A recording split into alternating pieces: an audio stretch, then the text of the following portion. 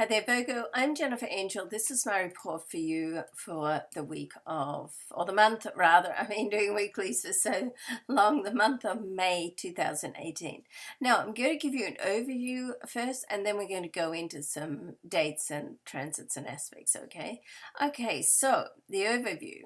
As planet Uranus makes a move, travel is in your stars, okay, because Uranus is going to move into your solar ninth house. So if you have a chance to mix and mingle with people from different cultures, then that's going to be very, very good for you to progress.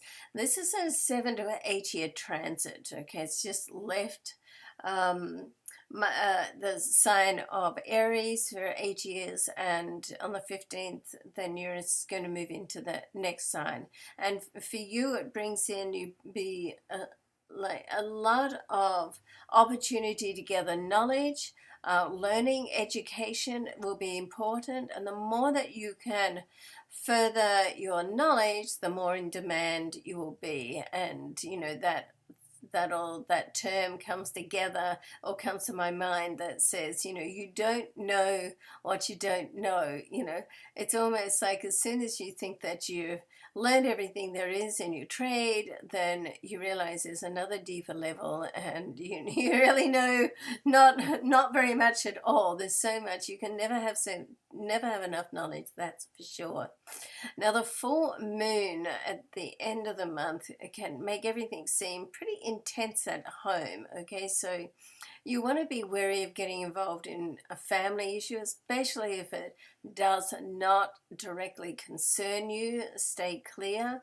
And if it's an old issue, you may not get a different result. So no matter how much you try to intervene, okay, Virgo does like to go into fix-it mode, but it's not always possible to get the result you want. So be careful not to take any frustrations out on those close to you. I mean, because all you can really do, Virgo, is give advice, and then it's up to the other person what they do with it. All right. It's good to vent, though, but not everybody needs to know your business, so be careful of who you vent to or share that with. Right?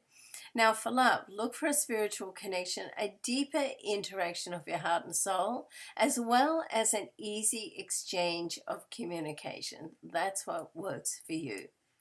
All right, so let's now go ahead and have a look at the dates and the transits. We've got a Sun-Pluto interaction on the 11th.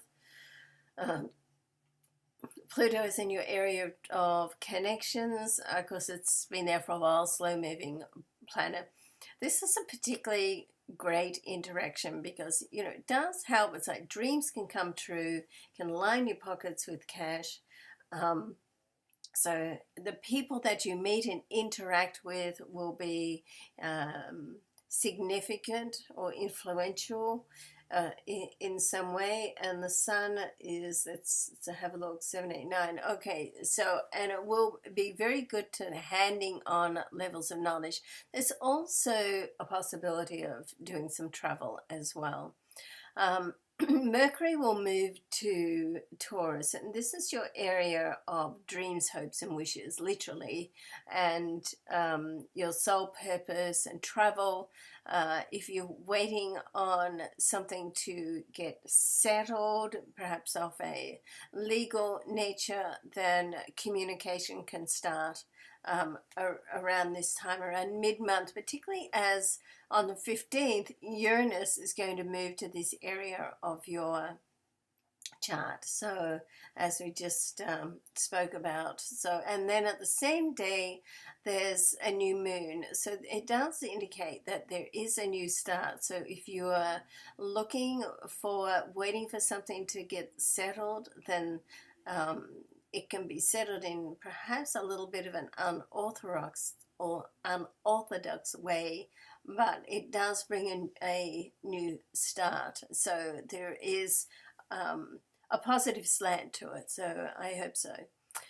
Now, Mars is going to make a move into Aquarius, and it's going to stay there for 6 months. Now, this is your area of work, organization, also your area of looking after yourself, your health and well-being. So over this next 6 months, Mars will square Uranus, and Aquarius is ruled by Uranus. So it's very much a Uranus sort of vibe going on here. Things can come out of the blue that you're not expecting.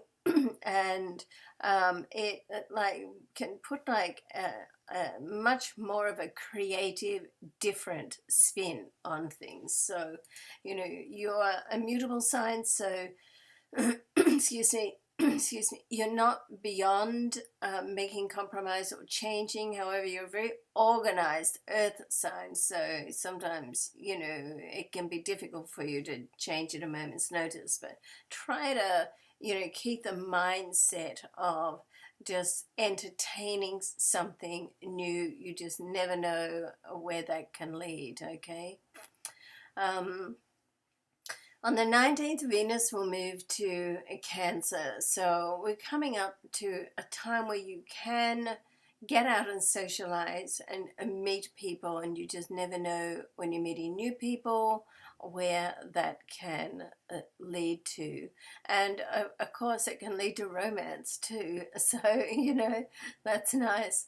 The Sun moves to your career zone, and Venus is in your career zone right up until the 19th when it moves. So and Mercury is going to move into your career zone right at the end of the month on the 29th. So there's quite a bit sort of that can go on around your work area. And also right on the 29th, there's a full moon, which is going to be in your home and family area. So that can bring things to a head if you're waiting for things to come, together, or you need to have like a deep, meaningful discussion. Then that can happen around, the end of the month too, and it brings closure, which can open up into, other areas, okay? There is a Jupiter in 25, 26, just before the close of the month there. We've got Jupiter and Neptune. Let's have a look at that. So that's in communication, and that's about love. So that can open the doors for a discussion, or for you to meet someone that's amazing, and meet them all of a sudden. But you want to see, there is a warning here to see, even though it can be beautiful, you want to see it for what it is, okay? So don't have your rose-colored glasses on, because often that first sort of love moment is so intoxicating that we don't really see anything else. All right, so I hope you have a great month and something amazing happens for you, and I look forward to seeing you next month. Bye for now.